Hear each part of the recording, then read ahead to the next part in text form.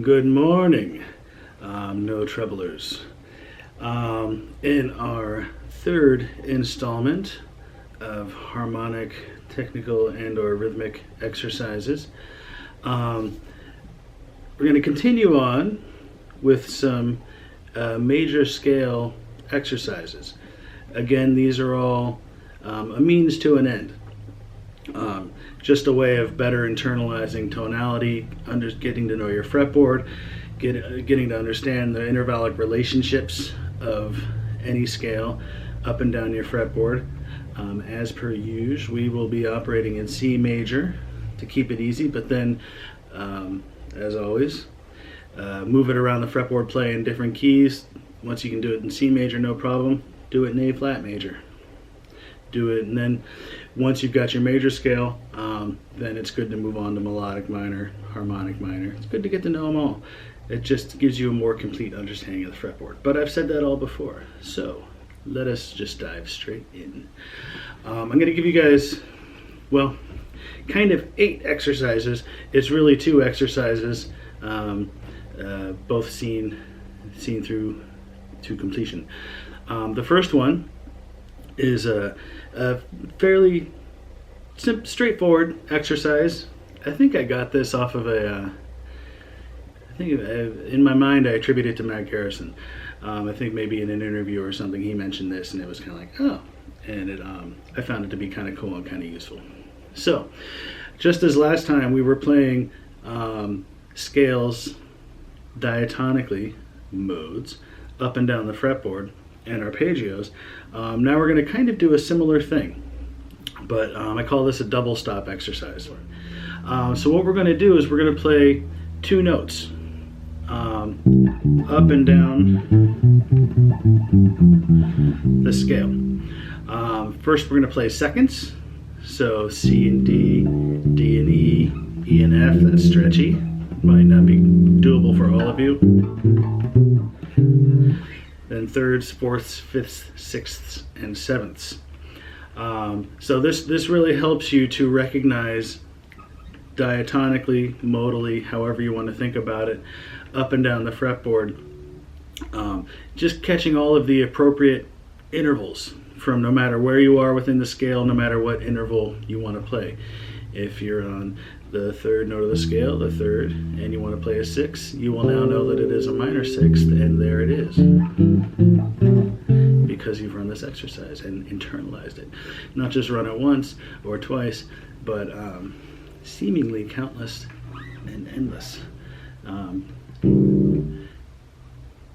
Words escape me. So let's start. Seconds. So we're going to play the root and the 2nd degree of the scale. Then move up to the 2nd, play the 2nd and the 3rd, 3rd and 4th, 4th and 5th, ding, ding, ding, ding, ding, up the fretboard. So, 2, 3, 4.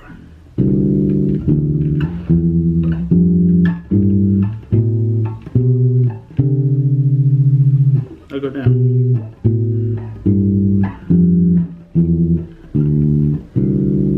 Doesn't sound great, but again, it's all a means to an end.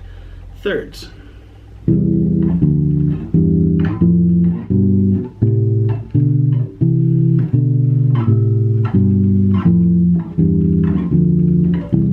Now, when I was a kid, I used to do this in tenths. So, putting the 3rd up an octave. 3 plus 7, 10. Yep.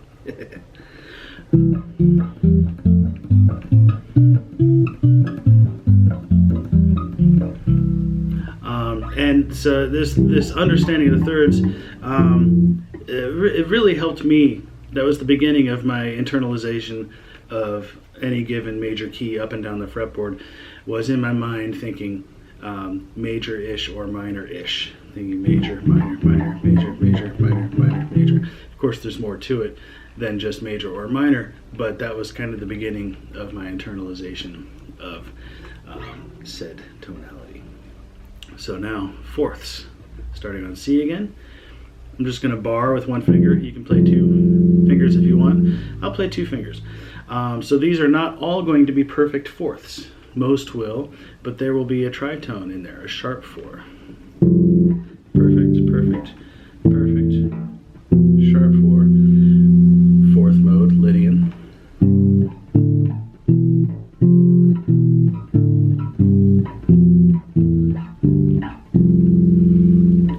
Fifths. Again, these will mostly be perfect fifths, but not all. Perfect, perfect, perfect, perfect, perfect, perfect, imperfect, diminished fifth, flat 5. For the 7th degree, Locrian mode, for those of you keeping score. Sixths. This was another useful internalization for me. 3rd, 6th, and 7ths were really the ones that helped me along.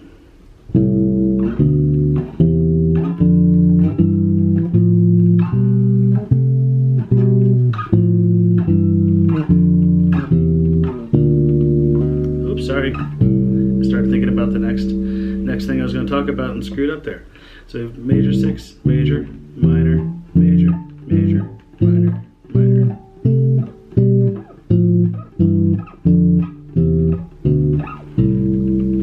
And finally, 7ths.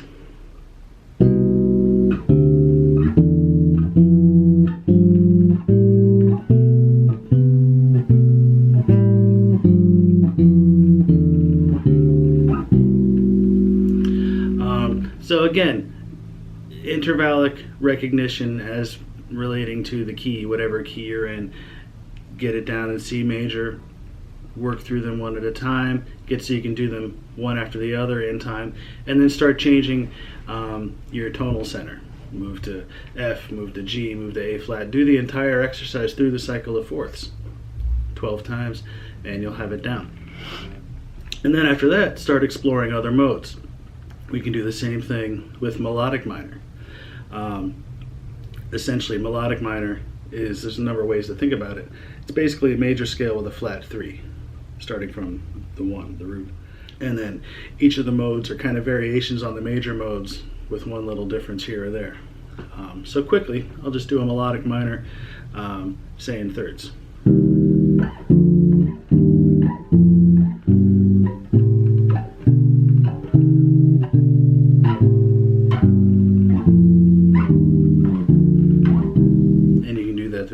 I won't run through every permutation. If you do have my improviser's path book, I run through this, the next thing we're going to do, and a handful of other melodic patterns with explanations, but I run through them in major, melodic minor, harmonic minor, and octatonic scale, symmetrical diminished.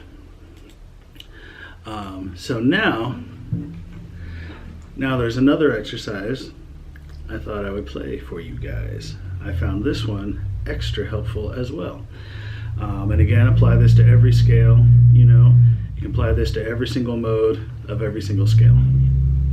So I call it broken intervals. I was first taught, and most people, if they're familiar with this, know playing the scale in broken thirds. I'm sure there's other names for it. But essentially you're playing in broken thirds, playing the root, third, and then second degree of the scale, the appropriate third, then the third. So we're kind of playing the scale and then up the appropriate interval, next note of the scale, up that interval, whether we're doing thirds, fourths, fifths, sixths, or sevenths. You can also visualize it as like leapfrogging. 1, 3, 2, 4, 3, 5. 3, 2, 4, 3, 5, 4, 6, 5, 7, 6, 8, 7, 9, root. And we can do it down as well.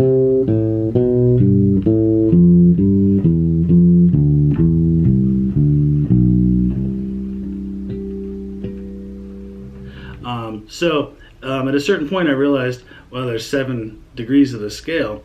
Why do I only ever do it in using the thirds? Obviously playing a scale in seconds, that's what we do when we play it like that. We just did thirds. So now let's also do it in fourths, fifths, sixths, and sevenths. For my money, thirds and sixths were the ones that I actually kind of internalized and used in a functional way, but I got a lot through figuring them all out. It just, again, helped me to map this stuff out across the fretboard. Some of these are easier to play on extended range basses.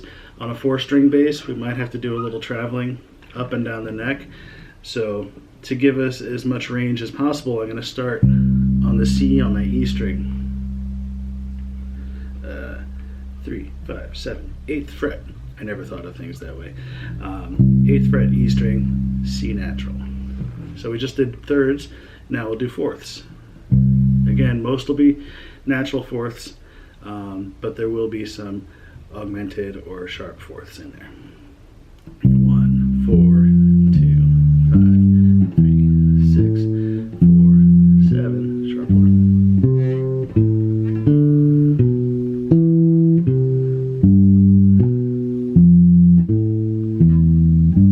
I never actually did these down when I was younger,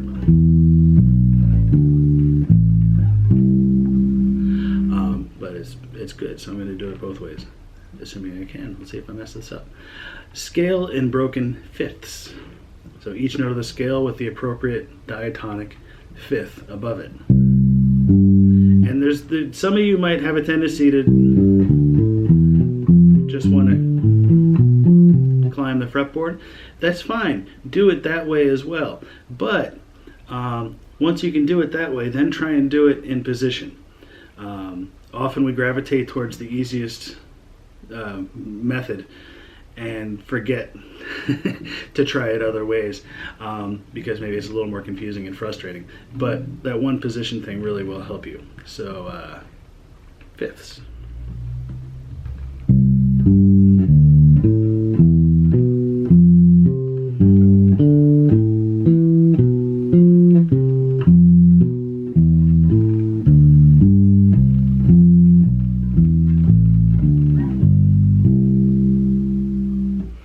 And now broken sixths. I find this pretty easy up, a little more confusing down. 1, 6, 2, 7, 3, root, 4.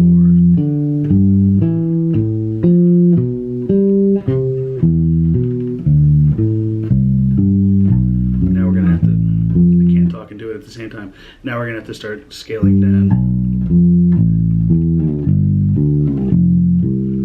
Down the fretboard again because I messed it up.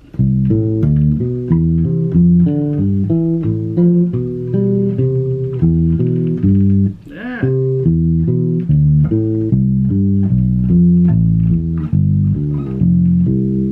All right.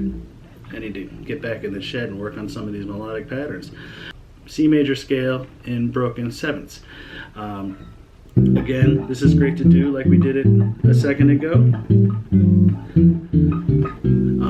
but is extra, a little brain twisty at first, but it is very useful to be able to work it out in one position or as close to one position as possible. Being that we're playing sevenths on a 4-string, it won't be too long before we're going to have to start creeping up the neck and down the neck. So let's see what happens.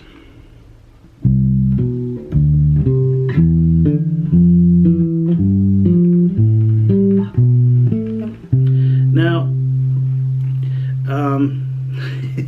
I could. Now I wound up here, 15th fret on my A string, C, so I'm not doing just crazy stretchy things traveling down the A string.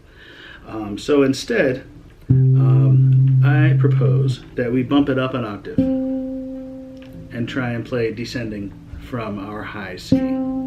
So.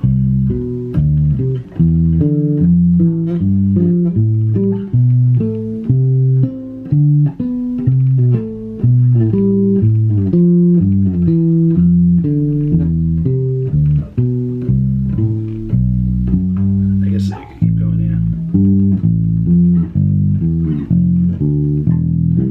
Still got a little stretchy at the end there, but you get the idea. There's a number of ways we could configure that. We could finger it in different ways.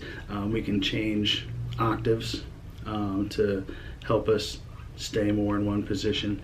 I think any and especially all of those ideas are valid. Explore things in every possible way. Try and hit all of the variations so that you just developed a more well-rounded understanding of that thing. And again, these are exercises that helped me pretty greatly back in the day, and as you may have noticed, I need to revisit some of them myself. I haven't done a lot of this stuff in years. So we have scale, any scale, played in double stops, every interval of the scale, 2nd, 3rd, 4th, 5th, 6th, 7th. Ding ding. Then we have scales in broken intervals, 3rds, 4ths, 5ths, 6ths, 7ths. And again, once you get the major scale, then you can start doing that with melodic minor, harmonic minor. Whenever I'm working on a new scale, these are the things that I do to help me internalize it and move it around the fretboard. You know, first I might just start.